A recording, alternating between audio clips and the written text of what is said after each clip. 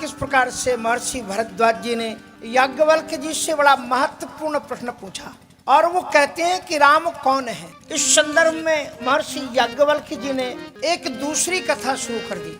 प्रश्न तो उनसे ये पूछा गया कि राम कवन प्रभु पूछो तो ही, भगवान राम कौन है ये उन्होंने पूछा। अगर आपसे पूछा जाए कि राम प्रसाद कौन है और कोई शंकर लाल जी की स्टोरी कहना शुरू कर दे तो आपको लगेगा नहीं कि वक्ता ने विषय ही बदल दिया। हमने तो प्रश्न ये किया है कि राम कौन है और याज्ञवल्क्य जी शुरू करते हैं कि एक बार त्रेता में भगवान शंकर जी कथा सुनने के लिए गए और इसके बहाने एक दो दोहे में नहीं, जितने दोहे में सुंदर कांड है, कितने दोहे में है, 60 दोहे में, उतने 60 दोहों में उन्होंने शंकर जी का चरित्र रखा। ये वस्तुतः शंकर जी की कथा नहीं है, ये श्रोता की कथा है कि अगर आप ध्यान पूर्वक कथा सुनेंगे तो क्या होगा और ध्यान पूर्वक कथा नहीं सुनेंगे तो क्या होगा। ये दो चीजें बताई गई। दूसरी बात ये बताई गई है कि कथा केवल वो नहीं सुनते हैं जिन्हें कथा नहीं आती है। सच्चे श्रोता तो वो ही होते हैं जिन्हें कथा आती है। जे गावे एही चरित सवारे ते एही ताल चतुर रखवारे। कथा श्रवण करना एक भक्ति है और ऐसी वैसी भक्ति नहीं। श्रवणम कीर्तनम विष्णु स्मरणम पाद सेवनम पहली भक्ति है, क्योंकि मद गुण श्रुति मात्रेण मयि सर्व गुहाशय। भगवान कहते हैं कि मेरी कथा को श्रवण करने के बाद में आपको भगवान के दो चीजों की जानकारी होगी, उनका स्वभाव और उनका प्रभाव।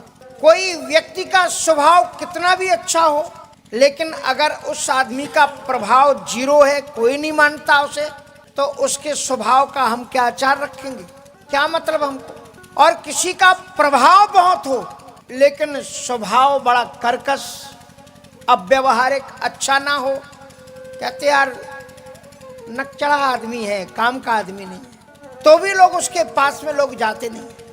तो कथा हमें परमात्मा के संदर्भ में दो चीजों का ज्ञान कराती है, परमात्मा का स्वभाव और परमात्मा का प्रभाव। शंकर जी ने कथा श्रवण की और सती जी ने कथा को श्रवण नहीं किया। क्या परिणाम?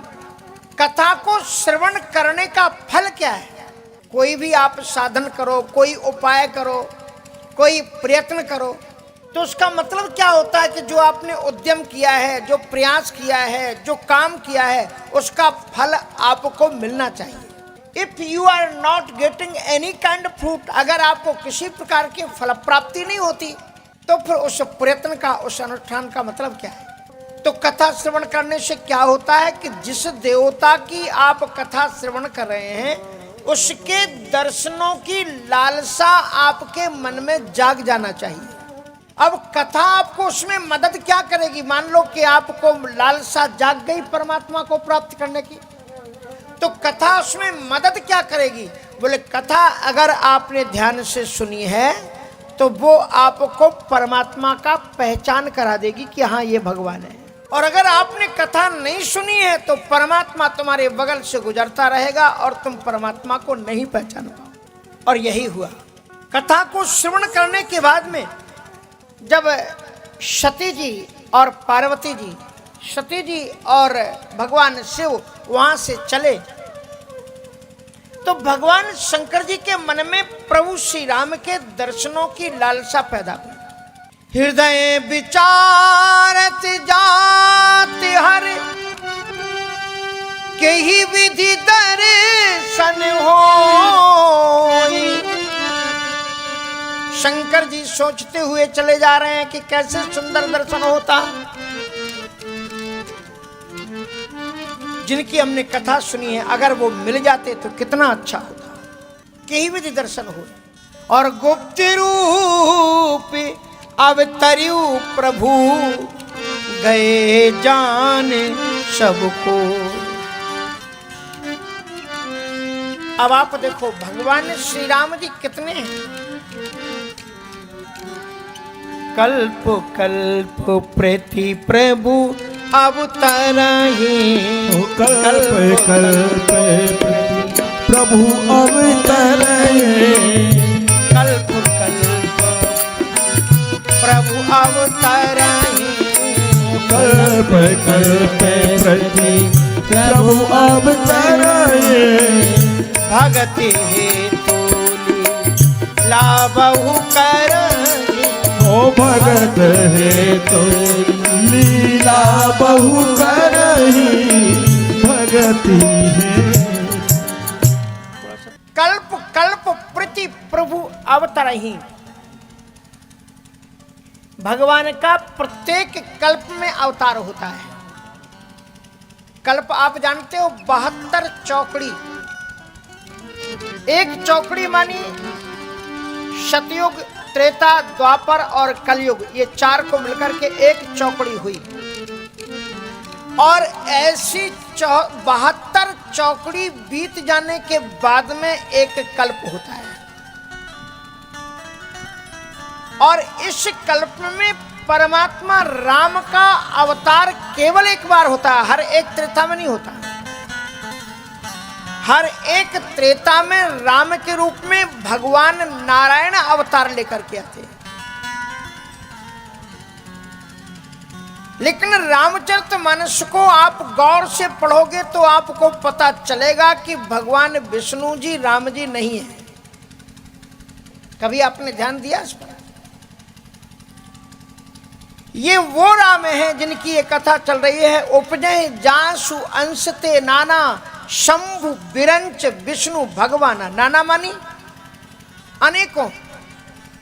जिन भगवान राम के अंश मात्र से अनेकों ब्रह्मा विष्णु महेश पैदा होते हैं, ऐसे भगवान राम शंकर जी के इष्ट देव हैं। और वो भगवान शंकर जी कथा सुन के आ रहे हैं। महर्षि अगस्त्य जी ने उनको पूरी कथा सुना दी। प्रश्न ये उठता है कि अभी तो उनका अवतार हुआ है और वो शंकर जी राम जी का सीता जी का अभिहरण रावण ने किया है, और उधर वो शंकर जी राम जी की पूरी कथा सुन के आ गए। राम कथा मुनिवर्ज बखानी, मानी पूरी कथा कह दी उन्होंने। रावण भी मर गया, राम जी का राज्य भी हो गया, और अभी शंकर जी आ रहे हैं तो सीता जी का हरण हो रहा है। राम जी सीता जी के वियोग में रो रहे हैं। इसका मतलब क्या है? इसका मतलब यह है कि पिछले कल्प की कथा वो सुनकर के आ रहे हैं। श्री राम की कथा अनवरत और हर एक युग में चलती है। हर एक युग में कथा चलती है, इसलिए वो कथा सुनकर के आ रहे हैं। राम जी के वियोगी भक्त हैं भगवान शंकर जी। गोस्वामी तुलसीदास जी ने यह बताया है एक चौपाई में कि शंकर जी कितने बड़े भक्त हैं। शिव सम को रघुपति व्रतधारी। शिव सम को रघुपति व्रतधारी। बिनु अंकित जी सती असनारी। बिनु अंकित जी सती असनारी। शिव सम को रघुपति वृत्तिधारी। शिव सम को रघुपति वृत्तिधारी। बिनु अगत जी सती असनारी। बिनु अगत जी सती असनारी। बिनु अगत जी सती असनारी। बिनु अगत जी सती असनारी। इसमें कहते हैं कि भगवान शंकर जी के समान राम जी का भक्त कौन होगा? शिव समु को रघुपति वृत्तिधारी। राम जी की उपासना का व्रत धारण करने वाला शंकर जी के समान कौन होगा? बोले क्यों, ऐसी कौन सी बात है? बोले बिनु अघित जी सती असनारी, जिन्होंने निष्पाप सती जी को बिना किसी अपराध के त्याग दिया। बिनु अघित जी सती असनारी, अर्पण कर रघुपति भगति दिखाई, पण कर रघुपति भगति दिखाई, को शिव समरा मही प्रिय भाई, को शिव समराम प्रिय भाई, को शिव समरा मही प्रिय भाई, को शिव समराम प्रिय भाई। सती जैसी नारी निष्पाप सती को त्याग दिया। तो आप सोचेंगे महाराज ये गलत नहीं हुआ कि जिसने कोई पाप नहीं किया और उसे त्याग दिया? तो ये कैसा न्याय हुआ? सबसे पहले तो व्यक्ति को अपने परिवार के साथ में न्याय करना चाहिए। आप दूसरों के सामने अति उदार बनने के लिए आप अपने परिवार के साथ में अन्याय थोड़ी कर दोगे। निष्पाप तो जो भी हो उसके पास में निरपेक्ष न्याय होना चाहिए। आइए, बात क्या हो रही है कि सती शंकर जी चले जा रहे हैं और उसी समय पर इधर दूसरे कल्प के राम जी का अवतार हो चुका है और इसलिए प्रभु अवतरु हरण मही भारा। पिताजी के वचनों को मान करके राम जी वन में आ गए। पिता वचन तज राज उदासी और दंडक वन विचरत अविनाशी। और यहां रावण के द्वारा सीता जी का हरण हो गया और श्री राम जी विलाप कर रहे हैं सीता जी के वियोग में। हे खगे मृग हे मधुकार, हे खग मृग हे मधुकार श्रेणी, तुम देखी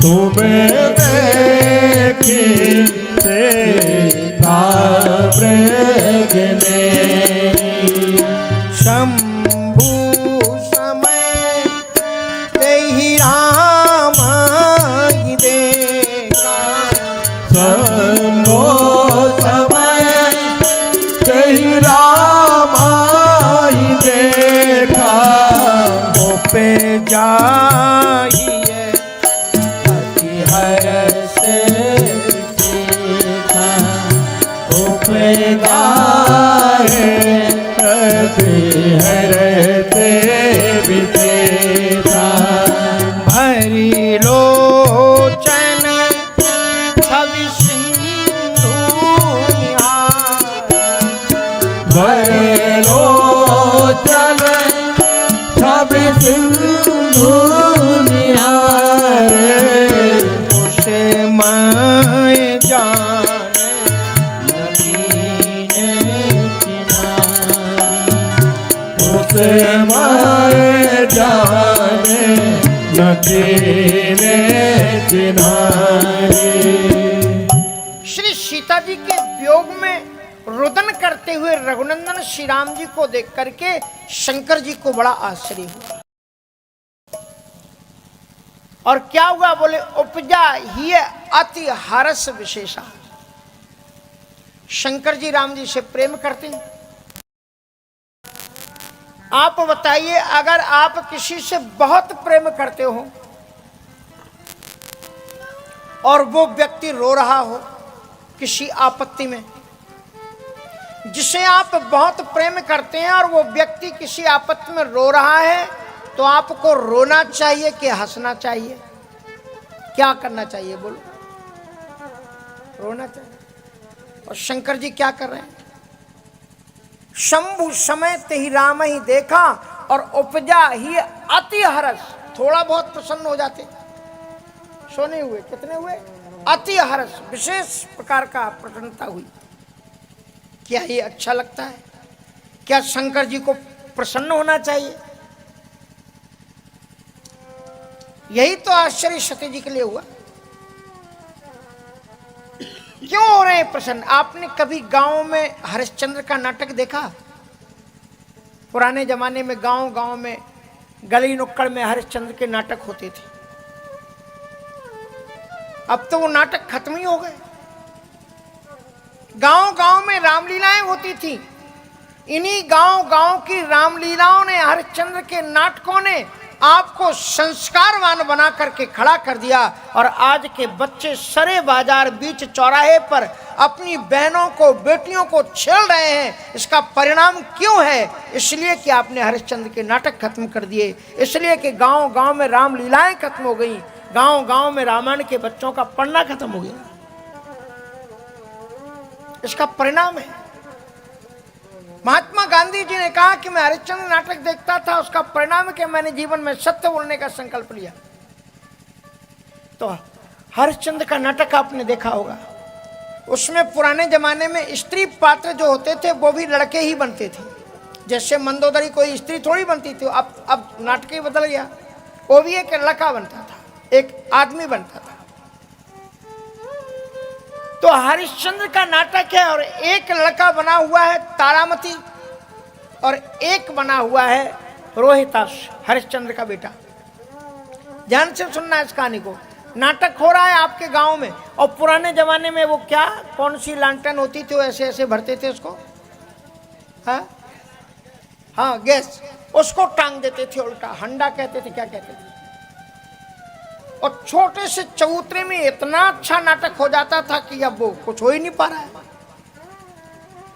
और उस नाटक में क्या दिखाते थे कि रोहिताश को सर्प ने डस लिया और उसकी मां तारामती उसे अपनी गोद में लेकर के जो रोती है, जो पाठ करती है, जो लड़का पाठ कर रहा है मां का, उसके पाठ को सुनकर के देखने वाले सारे लोग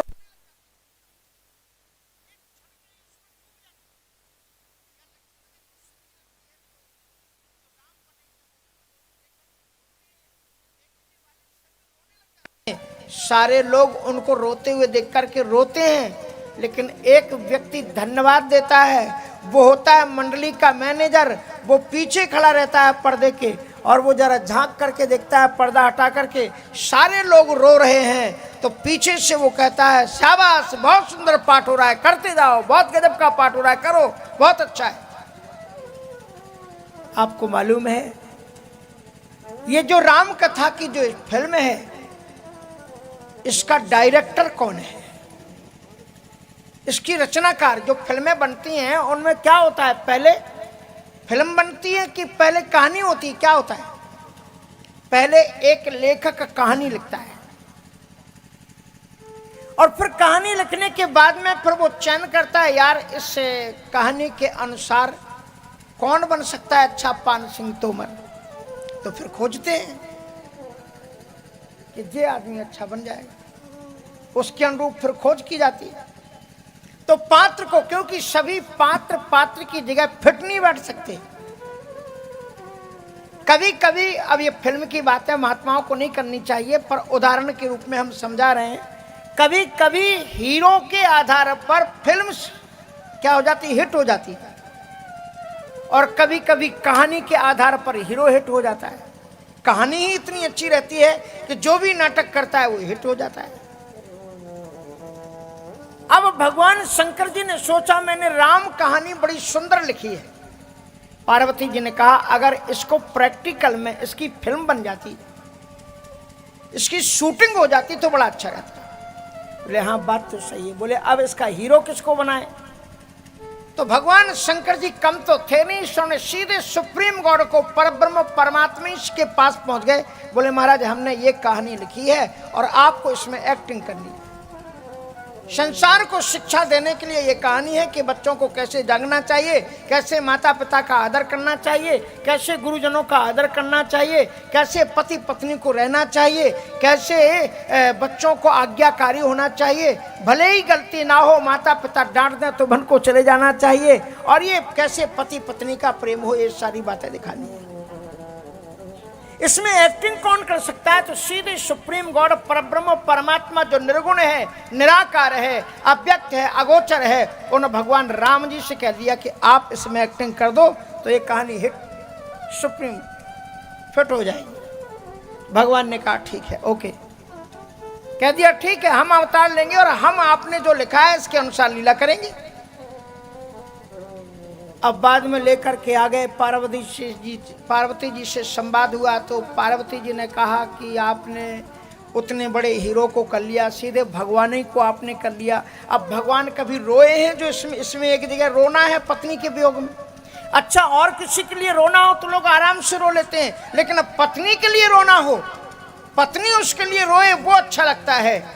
लेकिन जो पत्नी आपके लिए कदम कदम पर फूल बिछा रही है, पूरा जिंदगी तुम्हारे पर न्यौछावर कर रही है, पुरुष का भी कर्तव्य होता है कि वो उसके सुख में सुखी और उसके दुख में दुखी हो।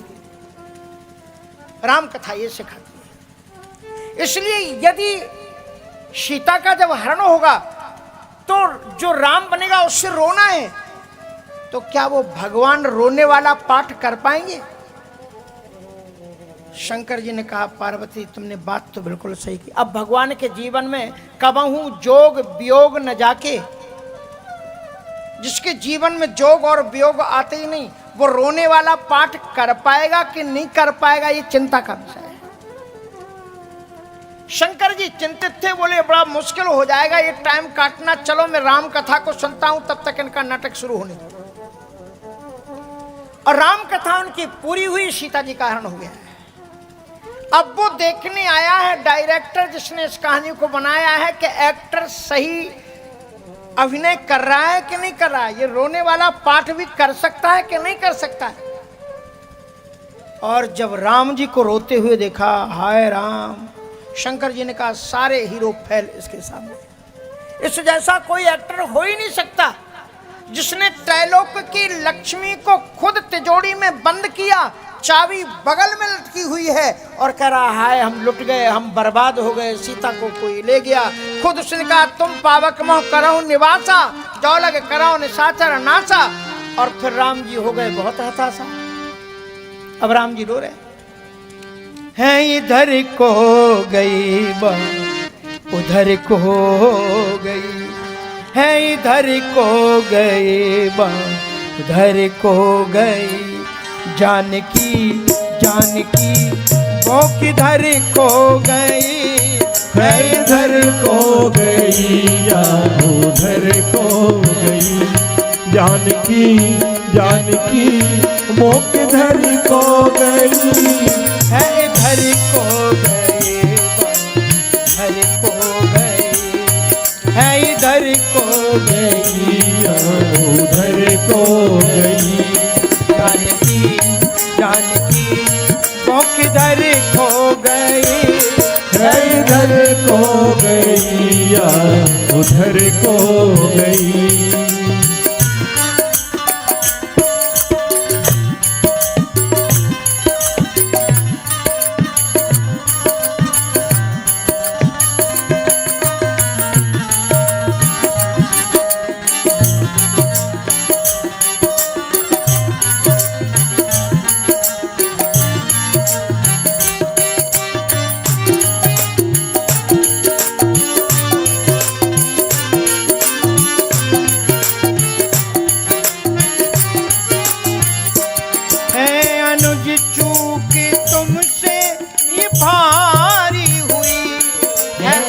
चूक तुमसे भारी हुई, ले गया हो नाहर के सिया को कोई, ओ ले गया हो नाहर के सिया को कोई, ए विधाता बता क्या लिखा भाग्य में, ए विधाता बता क्या लिखा भाग्य में, मेरी तकदीर इधर तो गई, ए विधाता बता क्या लिखा भाग्य में, मेरे पुत मेरी सीता किधर को गई, इधर को गई या उधर को गई।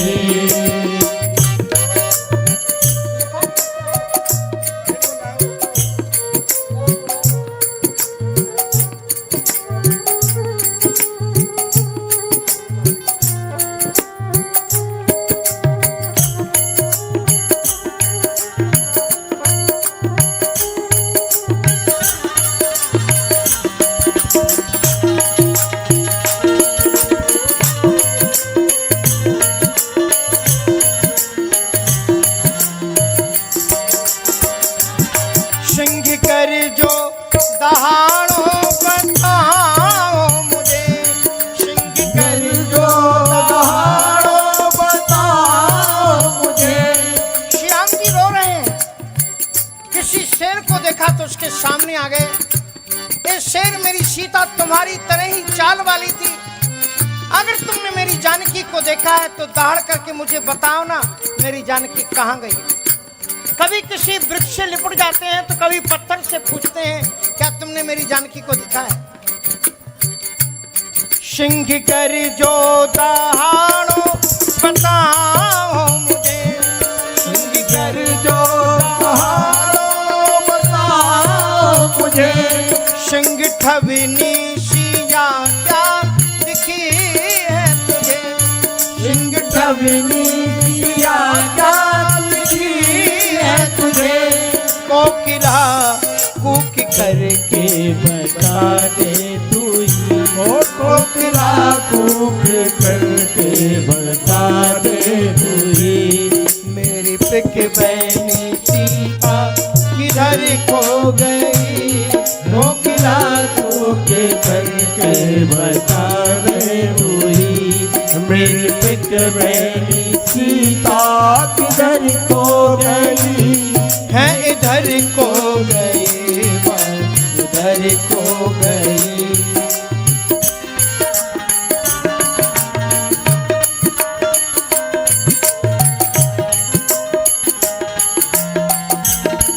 जय जय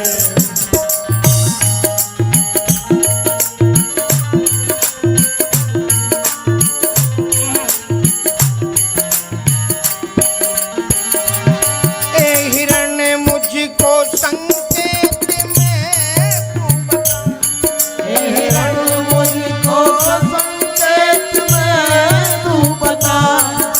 हिरण मुझको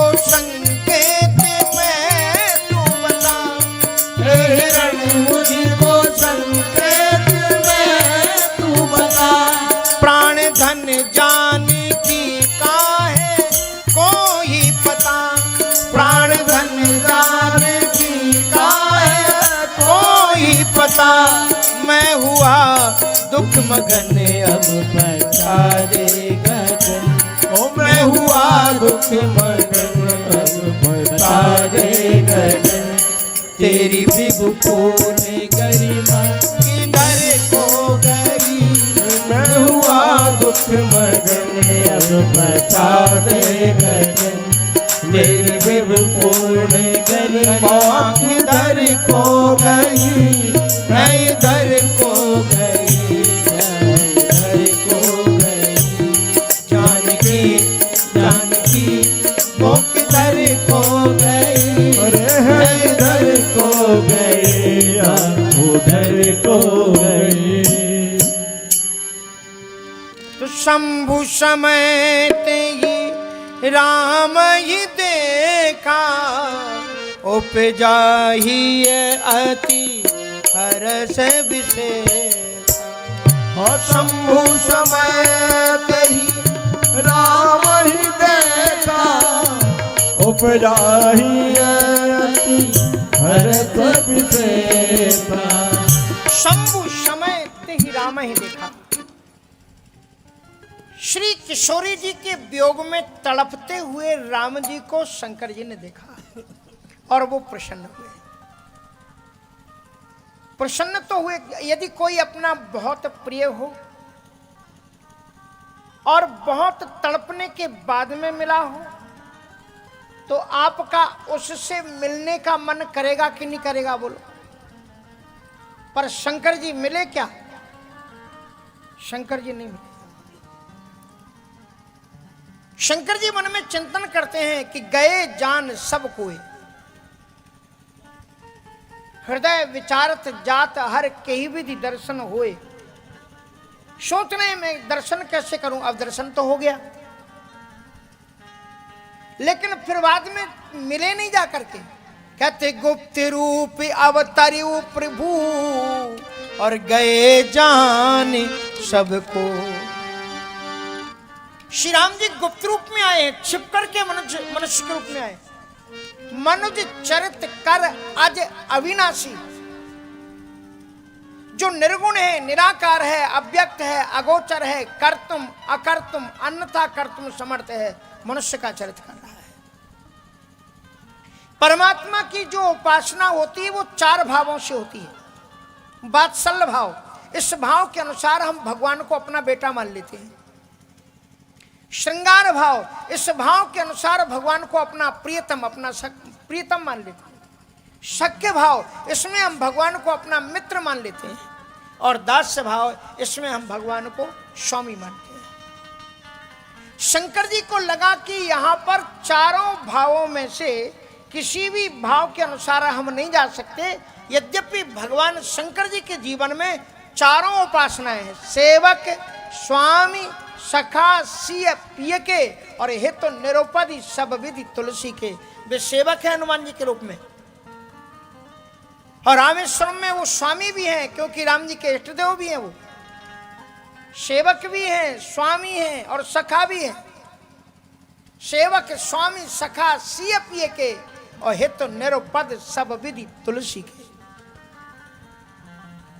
उन्होंने सोचा कि यदि मैं वात्सल्य भाव से चला जाऊं तो भगवान का ये स्वभाव है, यो यथा माम प्रपद्यन्ते तांस तथैव भजाम्य हम। जो मुझे जिस भाव से भजता है मैं उसके सामने वही बन जाता। यदि मुझे वो बेटा मानेगा तो बोले मैं उसको बाप मान लेता हूं। अब शंकर जी ने सोचा वात्सल्य भाव में मैं चला जाऊं तो लीला में बाधा आ जाएगी। अब देखो, आजकल के बच्चों की बात नहीं करते, लेकिन आप जरा अपनी लाइफ में 50 वर्ष पीछे लौट जाइए। 50 वर्ष पहले के बच्चे अपने पिता की कितनी रिस्पेक्ट करते थे।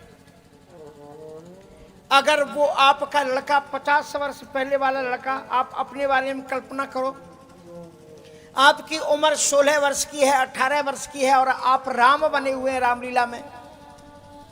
आपकी अभी शादी नहीं हुई है और आप राम बने हुए हैं और सीता का हरण हो गया है, और आप मंच पर रहो, हाय मेरी प्रिय, हे प्राण वल्लभे, हे जीवन धन, तुम कहां गई, मैं तुम्हारे बिना नहीं रह सकता। और उसी समय तुम्हारे बाबूजी आ जाए मंच पर, तो बोलो पाठ कर पाओगे? छिट्टी पुट्टी सब गायब हो जाएगी बाबूजी के सामने, कि अभी तो विवाह नहीं हुआ, ये प्रिय प्राण वल्लभे कैसे बोले हम बाबूजी के सामने। शंकर जी ने सोचा यदि मैं इनको वात्सल्य भाव से चला जाऊं तो इन्हें बड़ा संकोच होगा, ये सीता के वियोग में होने वाली लीला को कर नहीं पाएंगे, इसलिए वात्सल्य भाव से भी नहीं गए। सख्य भाव से सोचा मित्र बन करके चले जाएं, तो मित्र का धर्म क्या है रामचरितमानस में? कहते जैन मित्र दुखे हो ही दुखारी, तिनहि बिलोकते पातक भारी। मित्र का धर्म है कि मित्र के दुख में दुखी होना चाहिए। शंकर जी कहते हैं ये लीला आप ही कर सकते हो कि बिल्कुल नाटक में रो लो, मेरे से झूठ मूठ का रोना होगा नहीं। इसलिए उन्होंने कहा कि मित्र बन करके भी नहीं जा सकते, झूठ मूठ में हम रो नहीं पाएंगे, ये तो ये नाटक कर ले रहे हैं, हमसे नहीं बनेगा ये नाटक। अब सोचा श्रृंगार रस में चले जाएं, तो जो श्रृंगार रस के उपासक होते हैं वो भगवान को ही अपना प्रियतमा मान लेते हैं। जैसे मीरा कहती है, मेरे तो गिरधर गोपाल दूसरो ना कोई, जाके सिर मोर पखा मेरो पति सोई। तो उनके सामने नृत्य करते हैं। हमारे रामानंद संप्रदाय में सखी संप्रदाय, साधु लोगों को हो सकता है आपने कुंभ में कभी देखा हो, साधु पुरुष होते हैं पर पूरी स्त्री की ड्रेस पहनते हैं, साड़ी पहनते हैं, चूड़ियां पहनते हैं, मांग भरते हैं, मंगलसूत्र, राम जी को ही अपना प्रियतम मान लेते हैं। जैसे कबीर साहब ने कहा, आए मोरे राजा राम भरतार, मेरे राम भरतार हैं, डोली उठाओ कहार पिया घर जाना है। तो भगवान को अपना पति मान लेते हैं। अब भगवान राम जी तो सीता जी के वियोग में रो रहे हैं, और आप सखी बन करके ठुमुक ठुमुक करके नाचने लग जाएं, तो ये तो श्रृंगार रस, तो कहाँ करुणा रस, तो श्रृंगार रस कैसे आ सकता है? उसके अनुसार भी जाना संभव नहीं दिखा। शंकर जी ने सोचा ऐसे भी मैं नहीं जा सकता। तो शंकर जी ने सोचा चलो मैं इनके इष्टदेव बन करके पहुंच जाऊं, मैं इनको अपना इष्टदेव मान लूं कि राम जी मेरे इष्टदेव हैं। अगर मैंने इनको इष्टदेव मान करके इनके सामने गया तो इष्टदेव जहां होता है उसके सामने साष्टांग दंडवत प्रणाम करते हैं, फिर मुझे इनके सामने साष्टांग दंडवत प्रणाम करना पड़ेगा, और रावण के गुप्तचर यहीं कहीं घूम रहे होंगे। वो रावण को जाके बता देंगे कि तुम जिन्हें मनुष्य समझ करके उनकी सीता को हरण करके ले आए हो, तुम्हारे इष्टदेव शंकर जी उनको साष्टांग दंडवत प्रणाम कर रहे हैं। तो बोले रावण के सामने फिर पूरा भेद खुल जाएगा, फिर रावण वध की लीला पूरी हो नहीं पाएगी। इसलिए हृदय विचारत जात हर केहि विधि दर्शन होए, और गुप्त रूप अवतरियु प्रभु और गए जान सब कोए। इसलिए भगवान शंकर जी वहां नहीं गए। तो क्या किया उन्होंने? जय सच्चिदानंद जग पावन, अस कह चले वो मनो जिन सा। जय सच्चिदानंद जग पावन, अस कह चले वो मनोजन सावन। जय सच्चिदानंद जग पावन, अस कह चले मनोज न सावन। जय सच्चिदानंद जग पावन, अस कह चले मनोजन सावन। अस कह चले मनोज न सावन। अस कह चले मनोजन सावन। भगवान शंकर जी राम जी के पास नहीं गए, दूर से ही उन्होंने दोनों हाथ जोड़े और उनको प्रणाम किया। केवल प्रणाम नहीं किया, एक शब्द बोल करके प्रणाम किया। क्या कह करके किया? कहा जय सच्चिदानंद जग पावन। हे सच्चिदानंद, हे जगत को पवित्र करने के लिए अवतरित हुए प्रभु, हम आपको प्रणाम करते। सच्चिदानंद शब्द ब्रह्म के लिए प्रयुक्त होता है और इसमें 3 शब्दों की संधि है, सत्य, चित्त और आनंद। शंकर जी राम जी को सच्चिदानंद कहते हैं और सती जी बगल में खड़ी है। सती जी आश्चर्यचकित होकर के देखने लगी कि ये इनको सच्चिदानंद प्रणाम कर लेते कोई बात नहीं, लेकिन सच्चिदानंद कह करके प्रणाम कर रहे हैं। ना तो इनमें सत्य दिखलाई पड़ रहा है और ना चित्त मानी ज्ञान दिखलाई पड़ रहा है, और आनंद कितना है वो देखे ही लोग कैसे रो रहे हैं। न सत्य है, न चित्त है और आनंद है, और उसको कह रहे हैं कह सच्चिदार जय सच्चिदानंद जग पावन, अस कह चलो मनोज न सावन। सतीश दशा सम्मुखे देखी, आशुतोष है, अवधदानी है, सर्वांतरयामी है, सबके दिल में बैठे हुए हैं। वे जान गए कि सती जी के मन में संदेह हो गया है। और आश्चर्य की बात यह है कि कथा सुनने के पहले अगर राम में संदेह हो तो बात ठीक है, लेकिन आपने जब कथा सुन ली है उसके बाद में आपको संदेह हो रहा है। उसका कारण यह है कि उन्होंने कथा को ध्यान से नहीं सुना, और कथा को ध्यान से ना सुनने का कितना भयानक परिणाम उनके जीवन में आया कि भगवान शिव ने त्याग कर दिया और एक शरीर का उन्हें त्याग करना पड़ा, दोबारा जन्म लिया और कितनी कठोर तपस्या की, तब दोबारा शंकर जी को प्राप्त कर। क्योंकि साधना में जो सबसे बड़ी बाधक चीज है वो है संदेह, अविश्वास। संदेह आत्मा विनश्यति दुचित कतऊ परतोष न लहाहि। जिनकी बुद्धि 2 चीजों में ठहरी होती है उनमें कभी भी संतोष नहीं मिलता। इसलिए भगवान शिव ने करुणा करके सती जी को समझाने की चेष्टा की। अच्छा, आप सती जी को सामान्य मत समझना। सबसे पहले नवधा भक्ति भगवान शंकर जी ने सती जी को ही सुनाई है। श्रीमद् भागवत की रचना बाद की है, बाद में सुनाई गई है। श्रवणम कीर्तनम रत्नो स्मरणम सयोनम, सती जी को सुनाई है। और उन सती जी को जिन्होंने भक्ति की महिमा सुन ली है, वे इसलिए संदेह कर बैठी क्योंकि उन्होंने कथा को ध्यान से नहीं सुना।